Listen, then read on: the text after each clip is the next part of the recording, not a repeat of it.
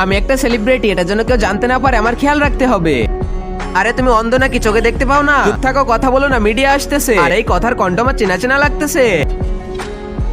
আসলে আমি আপনার অনেক বড় ফ্যান। তুমি আমাকে চিনে ফেলেছো, এই নাও একটা অটোগ্রাফ নেওয়ার পরেও তো আমি তার পিছু পিছু যাইতে থাকি। কি সমস্যা তোমার, আমার পিছু নিচ্ছ কেন? আসলে কথা বলো না, চুপচাপ এখান থেকে চলে যাও, আমার পিছু নিও না। যাই হয়ে যাক না কেন, এই সুযোগ আমি হাত থেকে ছাড়বো না। মনে হচ্ছে তো তুমি কথা শুনবে না, ঠিক আছে চলো আমার সাথে। ইয়েস।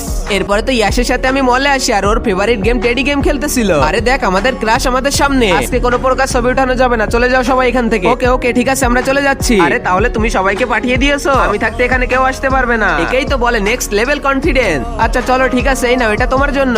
ঠিক আছে তুমি থাকো, এবার আমি চলে গেলাম। ইয়াস তো দেখতেছি রিয়েল লাইফেও হিরো। ওইটা বলে যখনই অ্যানি চলে যাবে তখনই টেডি বিয়ার একটি চিঠি দেখে। আরে তাহলে এটা সেলিব্রিটি ইয়াসের নাম্বার। তারপরে যা হলো, তার আগে মহান আল্লাহকে তুমি ভালোবাসলে লাইক এন্ড সাবস্ক্রাইব করে দাও। আর পার্ট 2 দেখতে চাইলে অবশ্যই কমেন্টে পার্ট 2 লিখো।